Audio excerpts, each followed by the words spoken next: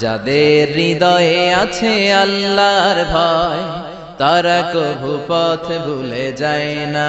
আল্লাহর প্রেম ছাড়া এই দুনিয়ায় কারো কাছে কোনো কিছু চায় না। রাতের আধারে যারা সেজদাতে রয়, দু চোখের শ্রুতে নদী যেন বয়।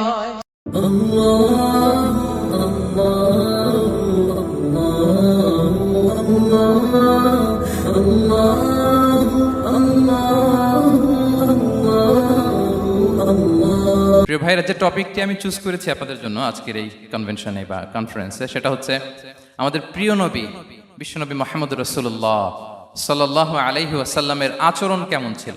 কেমন ছিল আমার প্রিয় নবীজির আচরণ?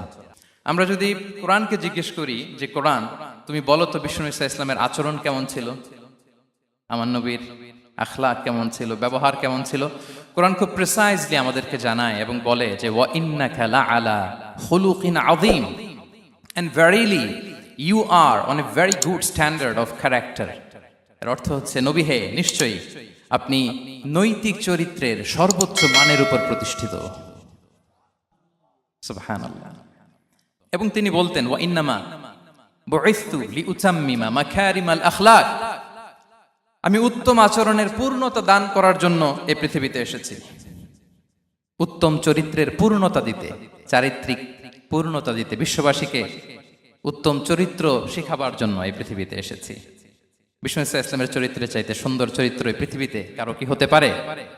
আমরা তো আমাদের নেতাদের চরিত্রের ব্যাপারে বলি, আমার নেতার চরিত্র ফুলের মতো। আসলে কোথায় কি বলতে হবে এই সেন্সটাই আমাদের নাই। রাসূল ইসলামকে জিজ্ঞেস করা হলো, নবী হে, কোন জিনিস মানুষকে সবচেয়ে বেশি আল্লাহর জান্নাতে প্রবেশ করাবে? সুইলা রাসূলুল্লাহ সাল্লাল্লাহু আলাইহি ওয়াসাল্লাম আন আকসারি মা ইউদখিলুন নাস আল জান্নাহ। জিজ্ঞেস করা হলো, নবী, কোন জিনিস মানুষকে বেশি জান্নাতে ঢুকাবে? বিষ্ণু বললেন তাকওয়াল্লাহ ওয়া হুসনুল খুলুক। এক হচ্ছে আল্লাহর ভয়, আরেক হচ্ছে সুন্দর আচরণ। সুবহানাল্লাহ।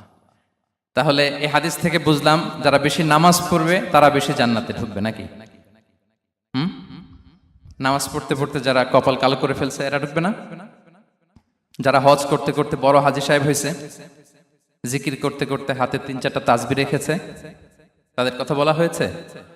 এগুলো নিঃসন্দেহে অনেক বড় আমল, কিন্তু সবচাইতে বেশি জান্নাতে প্রবেশ করাবে যে আমল, বিষ্ণু বললেন এক হচ্ছে আল্লাহর ভয়, আরেক হচ্ছে সর্বোত্তম আচরণ। প্রিয় ভাইরা, ইসলামের মেজাজটাকে চিনে নেন, ইসলামের এসেন্সটাকে বুঝে নেন। এরপর বিষ্ণু কি বলে দেখেন, তিনি বলেন ওয়াবি বাইতিন ফি আ'লাল জান্নাতি লিমান হাসানা খুলুকাহ।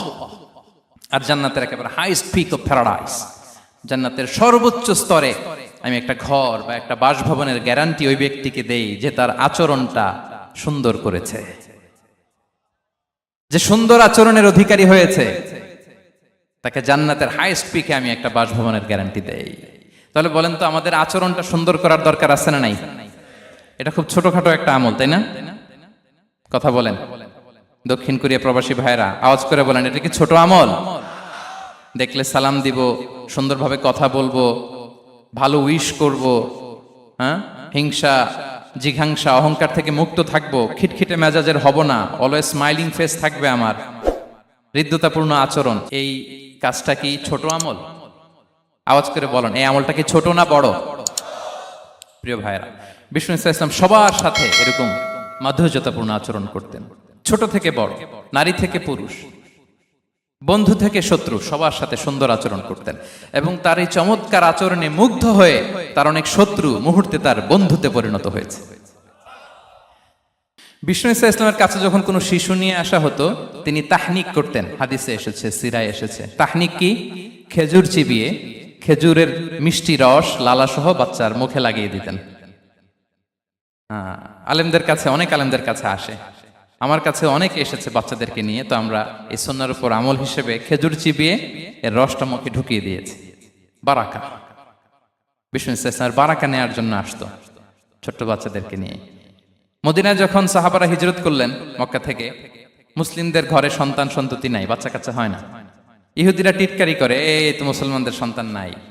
সর্বপ্রথম যেই সন্তান হয়েছে তিনি হচ্ছেন আয়েশা রাদিয়াল্লাহু তাআলা আনহার বড় বোন আসমা বিনতে আবু বকরের ঘর উজাড় করে এক সন্তান এসেছে, পুত্র সন্তান, নাম হচ্ছে আব্দুল্লাহ। কি নাম? আব্দুল্লাহ ইবনে জুবাইর। তো আসমা আব্দুল্লাহকে কোলে নিয়ে বিশ্বনবীর কাছে আসলেন। বিশ্বনবী খেজুর চিবিয়ে ওনার লালা মিশ্রিত রস খেজুর সহ মুখে লাগিয়ে দিলেন। তো আসমা সবসময় গর্ব করে বলতেন যে আমার সন্তানের পাকস্থলীতে সর্বপ্রথম যেটা ঢুকেছে এটা হচ্ছে বিশ্বনবীর লালা মিশ্রিত খেজুরের রস। আল্লাহু আকবার। বাচ্চাদের মাথায় তিনি হাত বুলিয়ে দিতেন। যেই বাচ্চার মাথায় বিশ্বনবী হাত বুলাতেন ওই বাচ্চার মাথায় খুব বেশি বেশি চুল গজাতো। সুবহানাল্লাহ পড়বেন না? এক ভণ্ড, সেও ছিল নবী দাবিদার, মুসাইলামাতুল কাযযাব। সে নবীকে কপি করত, নবী যা যা করতো তাই করত।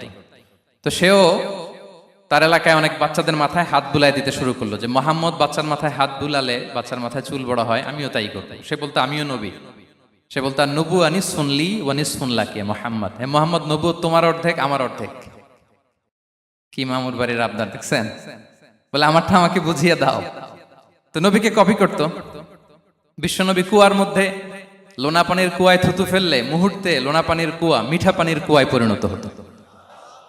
তো এই বদমাসটা যখন কপি করে থুতু মারছে ওদের এলাকার কুয়ায়, ওটা ছিল মিঠা পানি, ওটা মুহূর্তের মধ্যে লোনা পানির কুয়া হয়ে গেছে। তো বিশ্বনবীকে কপি করে সে তার এলাকার নবজাতক বাচ্চাদের মাথায় যখন হাত বুলিয়ে দিতে শুরু করলো, পরবর্তীতে দেখা গেল ওই বাচ্চাগুলো আজীবন ছিল টাক মাথা। চুল বাড়বে তো দূরের কথা, এদের মাথায় চুলই ওঠে নাই। আল্লাহু আকবার। মুজিজাতুন নবী। সাদাকার খেজুরের স্তূপ ছিল, যাকাতের খেজুর।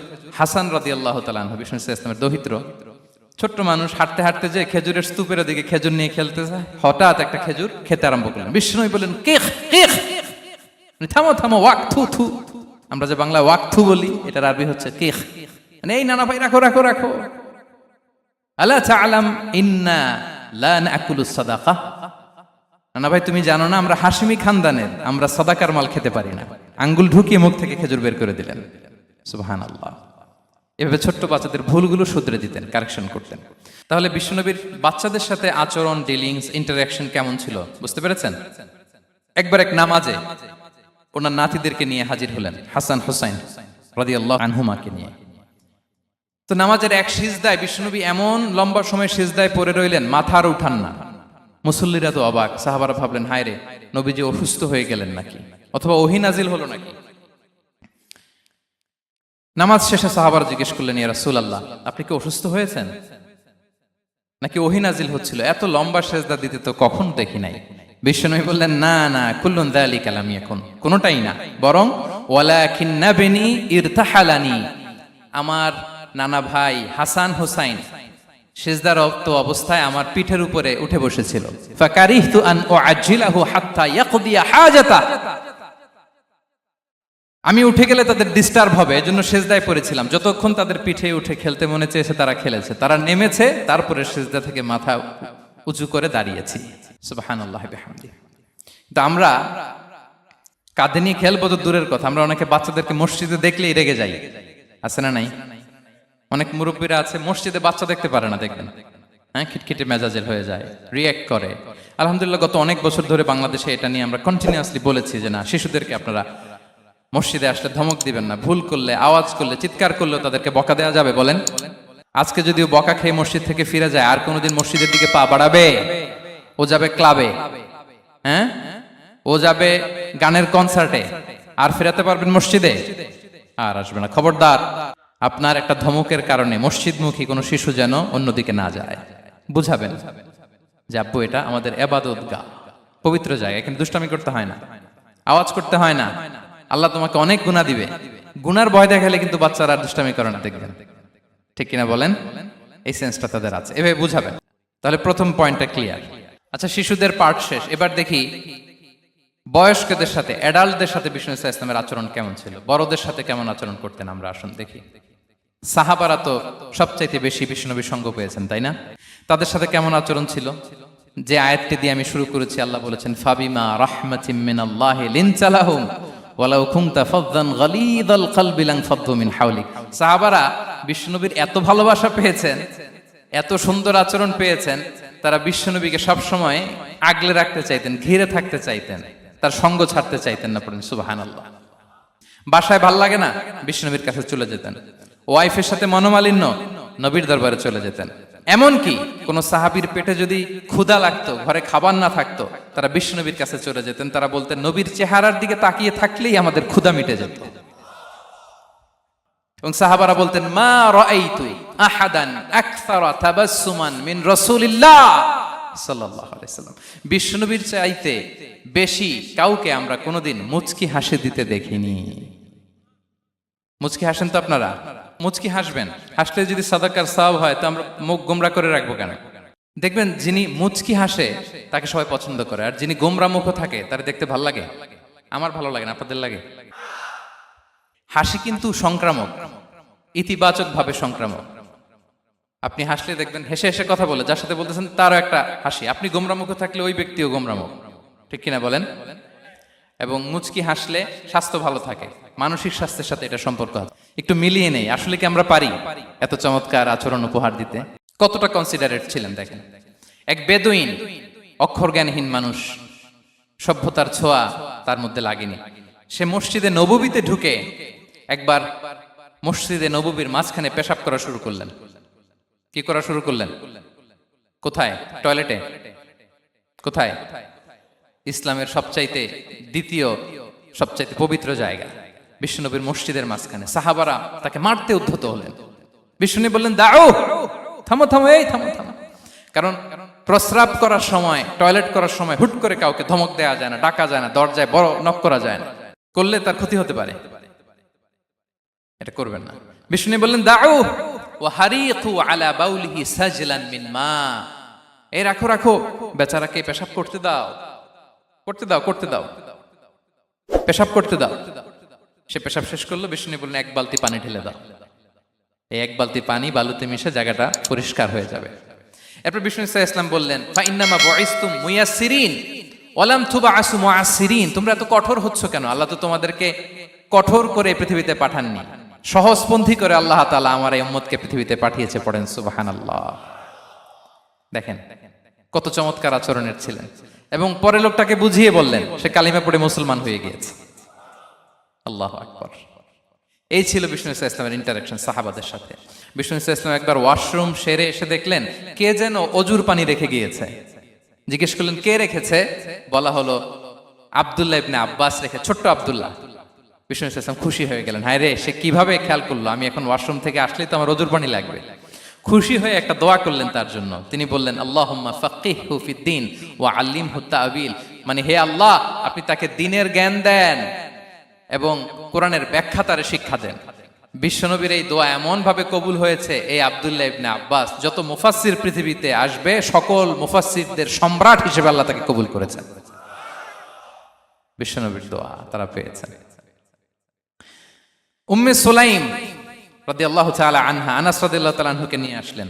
বললেন, নবী হে, আপনি এসেছেন, আমরা যে এত খুশি মদিনাবাসী, সবাই দেখে আপনার হাতে কিছু না কিছু হাদিয়া দেয়। আমি কি দিব? কিছু দেয়ার নাই, কিছু দেয়ার নাই। আমি গরিব মানুষ, আমি আমার নাড় ছেঁড়া ধন, কলিজার টুকরা আনাস, আমার শিশু সন্তানটারাই আপনারে হাদিয়া দিয়ে দিলাম। খোয়াই দিমুকা আনাস। নবী হে, সে আপনার ছোট্ট খাদেম হবে, আপনার কাজ করে দিবে। উদুল্লাহ আলাহ, আপনি তার জন্য একটু দোয়া করেন। বিষ্ণুনবী দোয়া করলেন। কি দোয়া করলেন? আল্লাহুম্মা আকসির মালাহু ওয়া ওয়ালাদা। আল্লাহ আনাসের সম্পদও বাড়ায় দাও, ওয়া ওয়ালাদা, তার সন্তানও বাড়ায় দাও। দেখেন এই দোয়ার কি বরকত। এই দোয়ার বরকতে আনাস বলে, মদিনাতে যত খেজুর বাগান ছিল সবগুলো খেজুর বাগানে বছরে খেজুর হতো একবার, কিন্তু নবীর দোয়ার বরকতে আমি আনাসের বাগানে খেজুর হতো বছরে 2 বার। আর উনার সর্বসাকুল্যে ছেলে মেয়ে ছিল, কোন বর্ণনায় 78 জন, কোন বর্ণনায় 80 জন। আমাদের পুরো বংশে আছে 80 জন। কথা বলেন, আপনার পুরো গোষ্ঠীতে 80 জন আছে? উনার শুধু ছেলে মেয়ে, একজনের ছেলে মেয়ে কয়জন? 80 জন। বিশ্বনবীর দোয়া কি ইন্টারেকশন দেখেন, একজন ট্রু লিডারের কি বৈশিষ্ট্য। আবু মুসা আল-আশআরী রাদিয়াল্লাহু তাআলা আনহু, তিনি রাত জেগে চমৎকার কণ্ঠে তেলাওয়াত করতেন। একদিন তার ঘরের পাশ দিয়ে বিশ্বনবী যাচ্ছিলেন। পরের দিন বললেন, আবু মুসা, আমি কিন্তু তোমার কণ্ঠ শুনেছি, বড় সুরেলা গলা তোমার। লাকাত উতিতা মিজমারান মিন মাজামিরি আলি দাউদ। দাউদ নবীর গলায় আল্লাহ যে সুরের ঝংকার দিয়েছেন, এই উম্মতের মধ্যে আল্লাহ তোমার গলায় সেই সুরের লহরী ঢেলে দিয়েছেন। আচ্ছা বলেন, নবী যদি প্রশংসা করে যে তোমার তেলাওয়াতটা খুব সুমধুর হয়েছে, তার কেমন লাগবে বলেন তো? আচ্ছা নবী বাদ দেন, শায়েখ আব্দুর রহমান সুদাইস এসে যদি আপনারে বলে তোমার কণ্ঠটা তো বড় মিষ্টি, কেমন লাগবে আপনার? আর স্বয়ং বিশ্বনবী যদি বলে, সুবহানাল্লাহ পড়বেন না? আল্লাহু আকবার। এইভাবে রাসূলুল্লাহ ইসলাম সাহাবাদেরকে উৎসাহিত করতেন। একবার বলেন দেখি, কে বলতে পারে ইন্না মিনাশ শাজারি শাজারা লা ইয়াসকুতু ওয়ারাকুহা মাসালুহা মাসালুল মুমিন? একটা গাছ আছে, এই গাছের পাতা ঝরে না, এর দৃষ্টান্ত মুমিনের দৃষ্টান্ত। কে পারো দেখি? কোন সাহাবী পারে না, কারণ তারা ভাবতেছিল দূরের ওই সিরিয়ার কোনো গাছ হবে, অমুক জায়গার মরুভূমির গাছ হবে, ঘরের পাশে যে খেজুর গাছ ওইটা আর কেউ ভাবে না। ভাবছে প্রশ্ন যেহেতু করছে, এত সহজ উত্তর হইলে তো প্রশ্ন করার কথা ছিল না। তারা এইটা বলে ওইটা বলে, ক্যাকটাস গুলমলাতা ওই গাছ। নবী বলে না, ইন্নাহা আন-নাখলা, এটা খেজুর গাছ। কি গাছ? তো আব্দুল্লাহ ইবনে ওমর তখন খুব ছোট, তিনি মনে মনে ধরে ফেলছিলেন, কিন্তু ভয়ে বলে না। তো বাসায় যে ওমর রাদিয়াল্লাহুকে বলে, আব্বা আপনারা কেউ পারেন না, আমি তো জানতাম এটা খেজুর গাছ, তো বললা না যে? আব্দুল্লাহ বলে, আপনি পারেন না, অন্যান্য সাহাবারা বাচ্চা ছাড়া কেউ পারে না, আমি কেমনে কই? ওমর রাদিয়াল্লাহু বললেন, আজকে যদি তুমি বলতে পারতে লাল উট পেলে আরবরা যে যত খুশি হয় আমি তার চেয়েও বেশি খুশি হয়ে যেতাম। নবীর সামনে আমার বুকটা এত বড় হয়ে যেত। আল্লাহু আকবার। শুধু তাই নয়, সাহাবারা ভালো পরামর্শ দিলে সেটা অ্যাকসেপ্ট করতেন। আমাদের মধ্যে অনেকের একটা ইগোইস্টিক ঝামেলা আছে, বাড়ির কাজের মেয়ে বলছে, কাজের ছেলে বলছে, এই আমার স্টাফ বলছে, এটা আমি কেন শুনবো? এরকম একটা মেন্টালিটি অনেকের আছে না নাই? অনেক সময় তাদের মধ্য থেকেও ভালো পরামর্শ আসতে পারে না? বলেন পারে কিনা? বিশ্বনবী দেখতেন কেউ ভালো পরামর্শ দিলে সেটা পিক করতেন, নিয়ে নিতেন। বদরের যুদ্ধে মুসলিম সৈন্যরা কোথায় ক্যাম্প করবে, বিশ্বনবী হঠাৎ একটা জায়গায় ক্যাম্প স্থাপনের নির্দেশনা দিলেন। হাব্বাব ইবনুল মুনজির রাদিয়াল্লাহু তাআলা আনহু তিনি বললেন, ইয়া রাসূলুল্লাহ, অনুমতি দিলে একটা কথা বলবো। কি কথা? এই যে আপনি ক্যাম্প স্থাপন করলেন এখানে, এটা কি আল্লাহর আদেশে না আপনার ইচ্ছায়? নবী বললেন, আমার ইচ্ছা, এটা আল্লাহর আদেশ নয়। তাহলে ঠিক হয় নাই, লোকেশন সিলেকশন ঠিক হয় নাই, তাহলে কোথায়? হাব্বাব বললেন, ইয়া রাসূলুল্লাহ, ওই যে কূপ দেখা যায় ওখানে, দ্যাটস আওয়ার লোকেশন, ওখানে করলে ভালো হবে। কেন? বলতেছে, আমরা ওখানে ব্যারিকেড দিয়ে রাখবো, পানি আমাদের কন্ট্রোলে থাকবে, কুরাইশরা পানির অভাবে যুদ্ধ ছাড়াই মরবে, আমরা পানি খেয়ে যুদ্ধ করবো। সুবহানাল্লাহ বলেন। বিশ্বনবী সাথে সাথে হাব্বাবের কথা মেনে নিলেন, বলে যে না, আমি যে ডিসিশন দিয়েছি সৈন্যদের মধ্যে আবার ছড়িয়ে দাও, we should change our location. আল্লাহু আকবার। তাহলে সাহাবাদের সাথে ইন্টারেকশন কি ফ্র্যাঙ্কলি, কি ওপেন মাইন্ডেড। সুবহানাল্লাহ বিহামদিহি।